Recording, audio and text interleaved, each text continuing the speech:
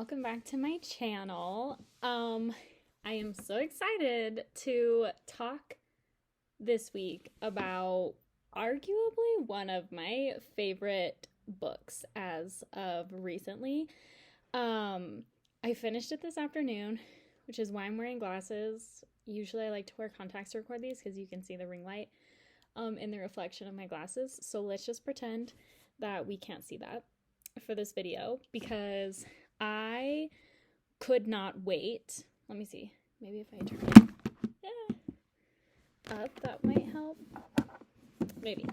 Anyway, I could not wait to talk about today's book because, oh my gosh, I loved it. Nothing could have prepared me for how much I enjoyed Indigo Ridge by Devney Perry. I hope that's how you pronounce their name. Devney Perry. Oh my gosh. I loved everything about this book. Seriously, like I said, I easily like one of my favorite books I have read recently. So I will start by reading the blurb of the book, and then I'll kind of like get into the details and then tell you my thoughts on everything like I usually do.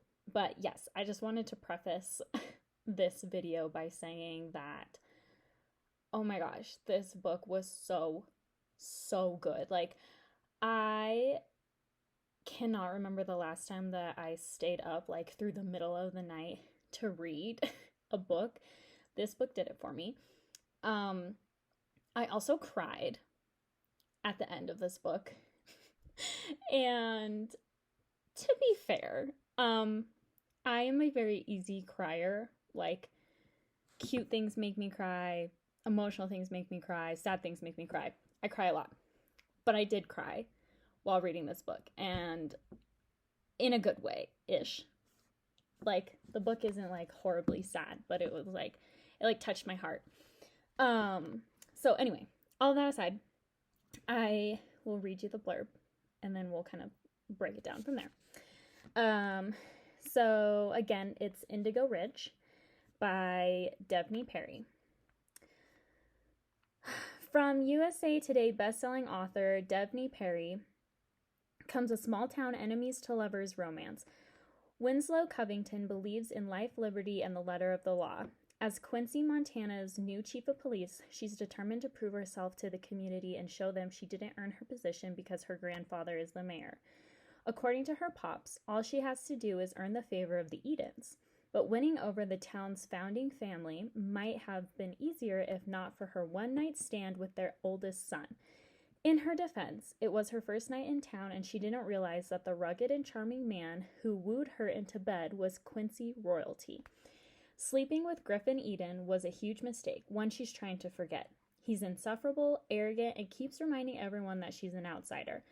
Winslow does her best to avoid Griffin, but when a woman is found dead on Eden property, the two of them have no choice but to cross paths. As clues to the murderer lead to one of Quincy's own, Griffin realizes Winslow is more than he gave her credit for. Beautiful and intelligent, she proves hard to resist, for him and the killer. Okay, so that's the blurb. I would say that the blurb sets you up for the story pretty well.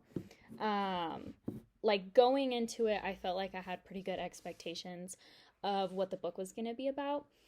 I will say I did not get enemies to lovers pretty much at all.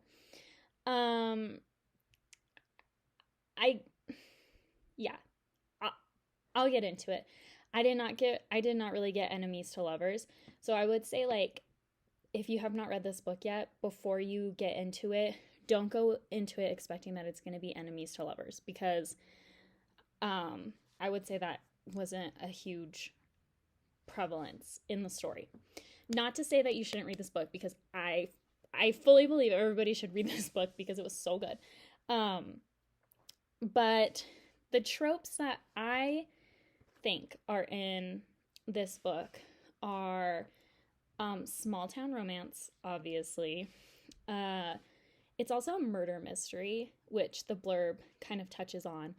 Um, but I loved that it was a murder mystery mixed with romance, and I thought the mystery was really well done. I'll talk about that in a little bit. It's a cowboy romance because our leading man, Griffin Eden, is like this rancher, cowboy, small town Montana man.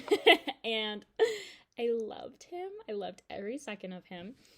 Um, I would say probably the biggest romance trope that jumpstarts this book is like instant lust because of like the one night stand that they have when they first meet each other. And I will get more into why I think it's more like instant lust rather than enemies to lovers. Um, and then I would say it's pretty dramatic. Like a lot of drama goes on throughout the whole book, but I live for the drama. Like I loved all of the drama that like kept popping up, and it was like every chapter there was like some sort of new drama that was going on, and I loved that, especially because I personally had grown up in a small town, and so like to hear all of the small town drama felt like very real to me, and I liked that aspect of it. And then finally, found family. And I will also get into that a little bit more as I break down the story.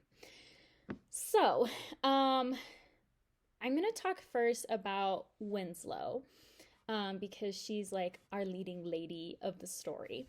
So basically, what her background is that she um,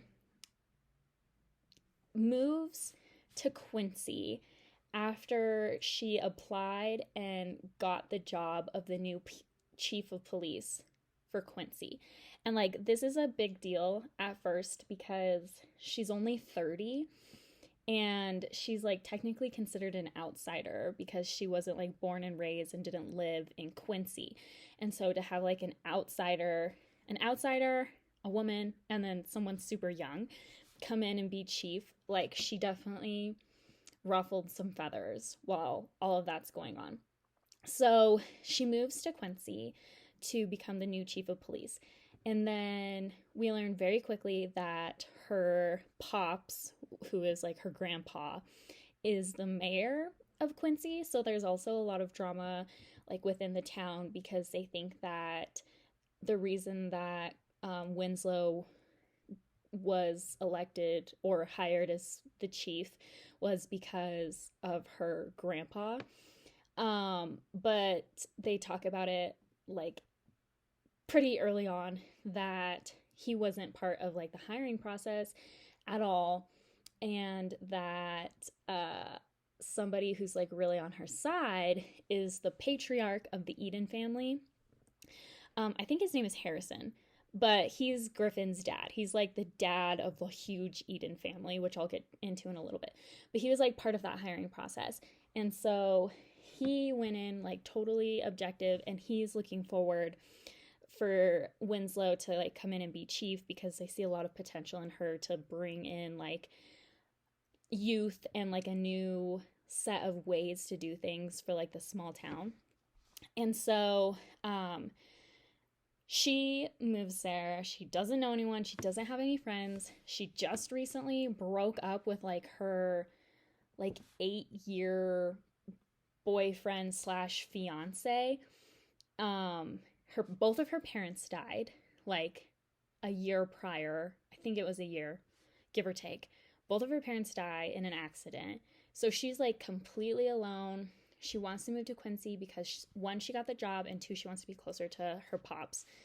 And so like her first night into town, she stops by this bar because she wanted to get a drink and like relax after driving like a really long way and all this stuff. So she stops at this bar, and she finds out that the bar is like where all the locals go to hang out, and she's like pretty much the only one there, and the bartender is really rude to her because um, you like find out that he hates tourists and like new people in town, and he only like wants to talk to the locals. So one, he thinks like she's either a tourist or new to town, and he's like really rude to her. In walks our main character, our main male leading character, Griffin. And so before I get into like how they meet and everything, Griffin's backstory is that he, like the blurb said, he's like the oldest of the Eden clan, pretty much, because there are, oh my gosh, I don't even know how many siblings, 6 maybe. They're like a ton of Eden siblings, and they all live in Quincy. And so there's like a restaurant that one of his brothers works at, a coffee shop that one of his sisters works at, another sister who works at the hotel in town, like a little brother who is like trying to find his way, and he's like doing all kinds of other stuff. And then Griffin has taken over basically like the legacy of the Edens on their like huge like 90,000 acre like ranch or something totally crazy. And his dad had owned it before him, and then Griffin now owns all of that. And so his like main job is running this like ranch, and he has horses and they have cows, and I don't know, they might have like crops and stuff. It's a lot. So he's like this rancher, and the Edens are like town royalty, like the blurb says, because like they basically own like the entire town, and they have lived there for generations. So like everybody knows who they are. And so yeah, that's Griffin's backstory. So then Griffin, back to the story, like walks into the bar and he sees Winslow, and they kind of like kick up a conversation, like start to get to know each other. They play like a game in the bar together, drink a bunch, and then they walk out together, and like sparks fly, and then they hook up in his pickup truck in the parking lot of this bar. So then like it flashes to the next day, and Winslow has like her first day of work as chief, and then Griffin goes home and like does his own thing. So Winslow is like trying to get adjusted, and she's like meeting everybody, and like I said before, everybody's being like super cold to her, and they don't really trust her, and they're mad that she's chief and all of this stuff. So there's like all of that good like drama in the small town. Then her grandpa picks her up and takes her out to lunch on her first day, and they end up going to one of the restaurants. I think it's one of the restaurants that the Edens own and work at. And lo and behold, she gets to meet the Edens, and she meets Harrison, the dad, who was like excited for her to work. I think one of the brothers, and then obviously Griffin. And she and Griffin are like, oh my God, because we found out from Griffin's point of view that he thought she was a tourist, because he usually only like hooks up with tourists because he doesn't want anything serious. He doesn't want anything complicated. Like he wants to be alone and focus on his ranch, and he is like a big family man, and he kind of like feels like he needs to take care of all of his siblings. And so he has like decided he is not going to be romantically involved with anyone. So he like sticks with tourists because they're temporary and they leave and they don't come back and all of this stuff. So he sees her and she sees him, and then they pretend like they've not met before because it's super awkward. And I think this might be where like the enemies to lovers idea kind of comes in, because I would not say that he hates her at all, because like he sees her and he's like mad at himself for hooking up with her when he finds out that like she's not a tourist and that she's moving there. So he's like kind of mad about that, but he's still like super attracted to her, and he like doesn't understand why he's like so physically attracted to her, which is again why I would say it's like that instant lust. And then Winslow is kind of like on that spectrum, but like a little bit less, where she was like, okay, well, that was a mistake and I'm never going to do that again. That's really awkward. Because she's like really focusing on her career, right? So all of that happens. And then I can't remember if they hook up again before they find the dead body. Semantics don't really matter. Basically, they kind of, Griffin and Winslow start like a physical relationship with each other, like almost immediately. Because like Griffin basically can't help himself because he is like so attracted to her. And so they start like a physical relationship, and he's like kind of upset about it because he doesn't understand like why he's feeling this way. But they agree to like do this physical relationship because Winslow wants to focus on her job as chief, and Griffin obviously is like trying to live his usual life where he's like focusing on his work and stuff. So then someone who works for Griffin finds a dead body when he like went out to do fencing on like the far end of the property. And so this like jump starts their connection to each other and like their relationship, because now Winslow is investigating this body that they found. And when they are like looking into it and stuff, it's this young girl who they believe jumped off of Indigo Ridge, which is like this huge cliff. And so at first it seems like, okay, yeah, it's probably just like a suicide or whatever. But then Winslow starts to dig and she finds out that this is not the first suicide of like a young girl in Quincy. And it's really weird because not a lot of crime happens in Quincy. So this kind of like sticks with her. So like the majority of like the murder mystery plot, right, is that Winslow is trying to figure out what happened to this girl. And did she actually kill herself, or is it like foul play or murder of some sort, right? So that's like the like subplot that's like going subplot. I would say there's like two main plots, right? Like the romance and then the murder mystery.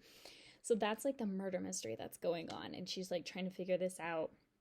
And then obviously she and Griffin start to develop a romance. And the development of this romance, I loved it so much. Like, there's drama that happens because her ex that she broke up with like shows up to town, and then Griffin is there, and there's like some jealousy stuff that goes on, and all of like the good drama.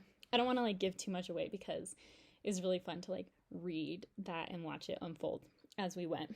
But yeah, so their romance starts to unfold, the murder mystery stuff starts to unfold, and then the book is over, obviously, once all of that is solved. So I'm not gonna talk too much about the rest of that. I will say, generally speaking, about the mystery, I thought it was really well done for being like a romance book, right? Because my two favorite genres, I think I've mentioned this in the previous video, but my two favorite genres are like mystery, thriller, and then romance. Well, romance being my number one genre, obviously. But those are like my two favorite. So anytime there's a book that has both, I love. Those are like my favorite kind of books, other than like sappy rom-coms. But I love when there's like a bit of mystery with the romance. So I thought the mystery was really well done. I definitely thought I knew who did it, and then I was wrong.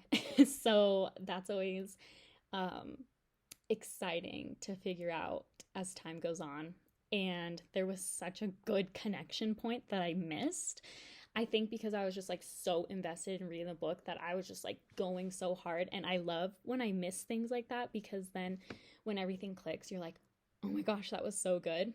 So I kind of like when I don't see like the connection points and then it all like hits me at once. I'm like, oh my gosh, That was so good. So I hope you can maybe experience that, or if you did experience that, let me know below because I would love to hear your thoughts on everything that went down. On that note, special shout out to the rocking chair at Griffin's house. Like, obviously, you know that Griffin and Winslow get together, you know. The rocking chair. I literally cannot, like, I so very badly want to, like, buy a house now out in the woods and have my hot cowboy hold me while he rocks me in a rocking chair and we watch the sunrise. Hello? Also, I'm married, so it's like, I want that. I didn't know I wanted that until I read that scene, and then I was like, oh my gosh, I want that. It was so cute. I loved it so much. Let's see, what else did I love?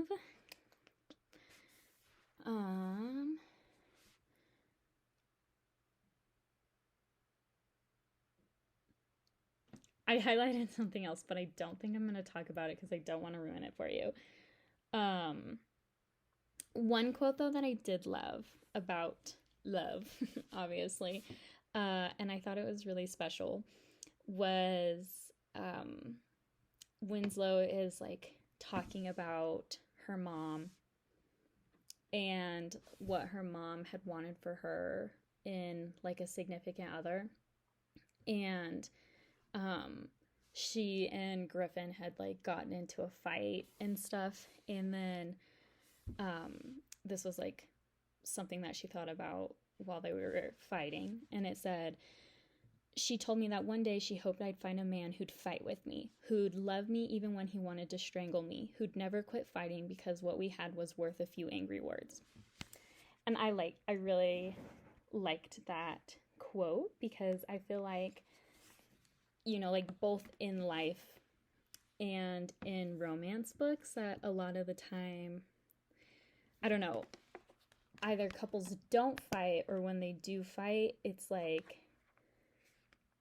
a huge deal for them to fight, and it's not overly, like, normalized, I guess. Not to say that, like, lots of fighting is normalized in a relationship, but, like, to acknowledge that fighting with the person that you love is normal, and, like, that shows that they love you, especially once you, like, come together at the end and, like, work through it or apologize, you know, like, that's an important part about being in love.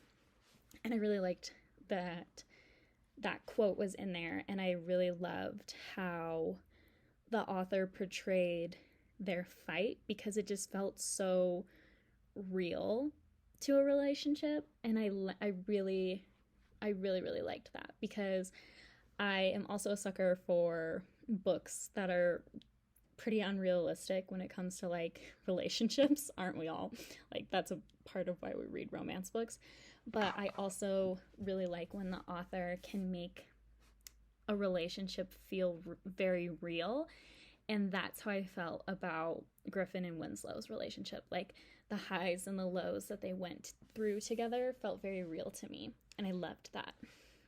Okay, so all of that being said, I cannot wait to read the rest of the series. I am so hooked after book 1. I don't know if I'm going to love the rest of the books as much as I love book 1, just because, like, Winslow being the chief of police and that, like, whole added mystery to it, I loved that plot. However, I have high expectations because I did love the first book so much.